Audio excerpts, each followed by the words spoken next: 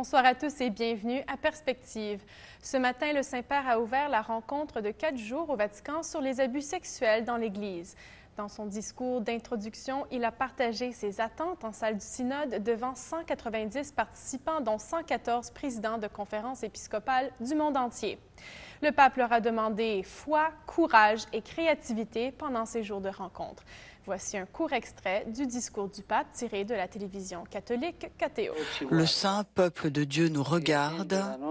Il attend de nous non pas simplement des condamnations, mais des mesures concrètes et efficaces à mettre en place. Il est attendu de nous des actions concrètes.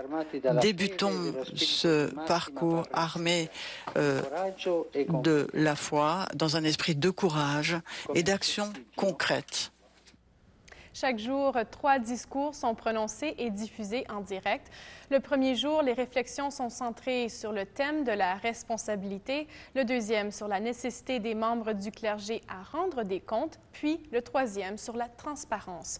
Aujourd'hui, la première présentation a été faite par le cardinal Luis Antonio Tagle, archevêque de Manille. Il a réfléchi sur le rôle du pasteur qui doit soigner les blessures des fidèles. Monseigneur Charles Cicluna, secrétaire adjoint de la Congrégation pour la doctrine de la foi, a présenté la deuxième allocution. Son discours plus technique a décrit les différentes étapes à respecter lorsqu'on signale un cas d'abus.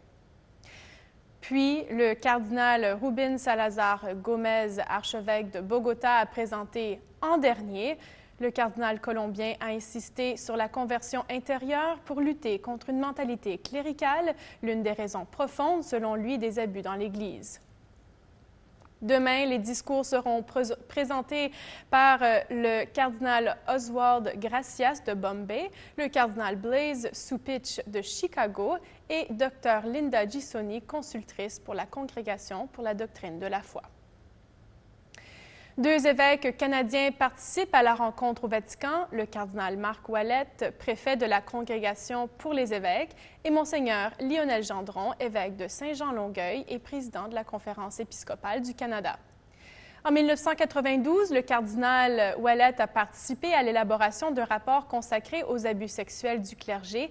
C'était une première pour une conférence épiscopale et depuis, ce document a été mis à jour et publié en octobre dernier. 200 pages sont dédiées à la protection des mineurs et des personnes vulnérables et au désir de guérison, de réconciliation et de transformation dans l'Église canadienne. Le document est préfacé par Monseigneur Gendron et a déjà été largement cité comme modèle. Le père Thomas Rosica, directeur général de la télévision Ciel et Lumière, les a rencontrés. Il leur a demandé comment les efforts des évêques canadiens sont vus comme des exemples de meilleures pratiques. Écoutez.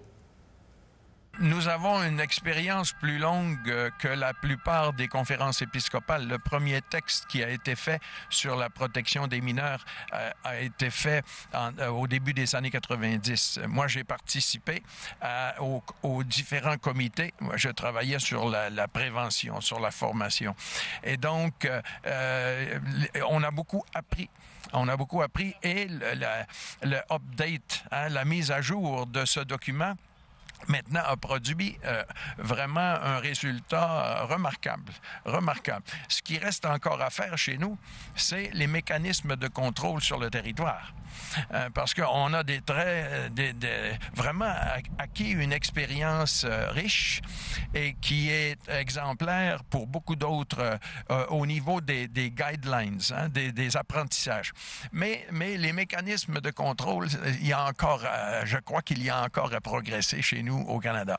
Déjà, j'avais vu 2 articles du père Lombardi, alors qui en parlait. Et c'est sûr que je me dis, au fond, le Canada, par les circonstances, est peut-être le pays qui a été en tout cas très tôt, le plus tôt pratiquement. From Pain to Hope, de la souffrance à l'espérance, a été le document le premier à travers le monde. Alors, et là, le nouveau document, après 8 ans de travail quand même, vient de paraître. Alors, il y a une certaine compétence qui s'est développée chez nous et j'espère que nous pourrons partager cela avec des pays qui sont en besoin plus grand que nous. Il reste que j'ai rencontré ces jours derniers là des personnes qui ont été abusées et elles me disaient ce qui est important pour nous, c'est pas tellement les protocoles, c'est pas tellement ces documents, c'est que l'Église, qui est notre famille, nous accueille comme une famille accueille les membres de la famille qui sont blessés. Alors, et c'est surtout ce point-là qui m'a frappé. Et je me dis, c'est ce point-là que j'essaierai probablement, s'il m'est donné la parole, là, de développer dans ces jours-ci. Dans les prochains jours, Ciel et Lumière vous invite à suivre les conférences de cette rencontre. Chaque jour, nous diffuserons les principaux discours ainsi que la liturgie pénitentielle du samedi et la messe de clôture dimanche grâce à notre partenariat avec KTO TV. Demain, branchez-vous à nous à 18h, heure de l'Est. Voilà, c'est tout pour aujourd'hui. Merci d'être avec nous et à la prochaine.